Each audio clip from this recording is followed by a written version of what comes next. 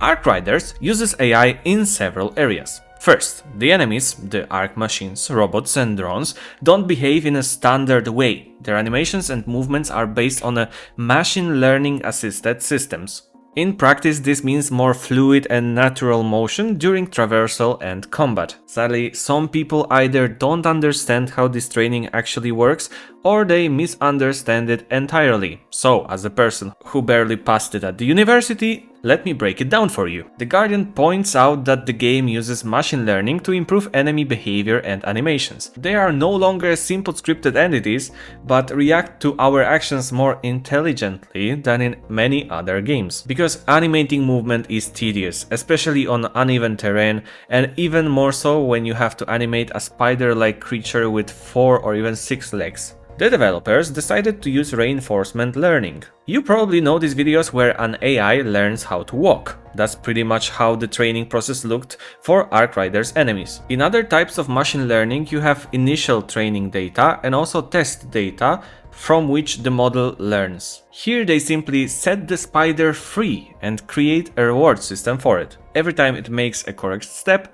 reward. To elaborate, we could say that as reward we understand modifying the weight of a neuron, but we don't do that here. Every time it covers a certain distance, a reward. The harder the terrain or obstacles, the more resources and cycles the training requires.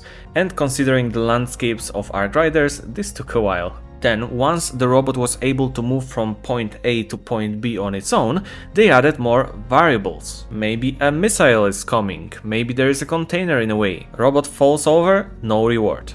The robot maintains balance, that's taken into account in the next iteration. And after thousands or even hundreds of thousands or millions of these cycles, the robot is finally ready and ends up in the game. Some people got extremely hyped over the AI-controlled enemies, to the point of imagining things that are physically impossible, like robots learning their behavior from match to match. Sadly, that's just a mass hallucination. An AI that learns between matches would consume absurd amount of resources, far beyond what this studio could afford even after the finals. However, there is a chance that analytics gathered from matches might be used by developers to retrain enemies to adapt to new, unusual situations. It definitely won't happen between individual games, but over time players might find the world getting more challenging. It's a refreshing approach compared to something like Assassin's Creed Shadows, where you could literally hide on a roof above enemies